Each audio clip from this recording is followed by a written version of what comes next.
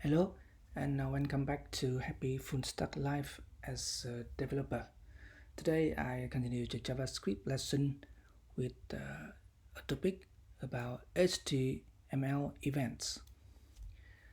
You know that HTML documents contains many components such as button, such as input text, such as anchor, and such as list. And HTML events are things that can happen to HTML element, such as when the button is clicked or when input text value is submit, or when the mouse move over an HTML element. There are many HTML events, and in this lesson we learn some basic and important event. Here's some event on strength. An HTML element had been changed. For example, an input text has been changed when the user submit the input value. Or the event on click, that means the user clicks on an HTML element. The user clicks on a button, clicks on a paragraph, or clicks on an image. And on mouse over event, the user moves the mouse over an HTML element. Maybe when the user moves the mouse over an HTML element, that element may change the color or the background color or show some jitter.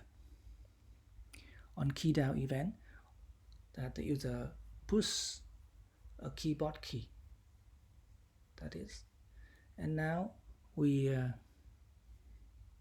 learn some basic event on click and on change. Move to the index HTML5 here, and we can see in the script section we have two functions, the function change text and the function click me. And here we have a button, click me. So JavaScript can react or respond to this element event. We would like JavaScript to respond when this button is clicked. So we would like when this button is clicked, this function is called. So to add an event listener to this button, we should use on click event, and after that the event listener is the fifth function. JavaScript responds to click event by call click me function. So click me function, that is, this simple code tells us that when this button is clicked, JavaScript will respond to this event by call click me function. Now save and check, refresh, and now click on this event. Okay, JavaScript call the function, and the function display an alert that you click at me. That's right. On click function. Now we move to another important event, on string. On string event is used with input text. Now we should place an input type text, and we should give it an ID that my input. Okay, and we would like that when user enters some value in this input and submit the value, then the value of the input should be displayed with an alert.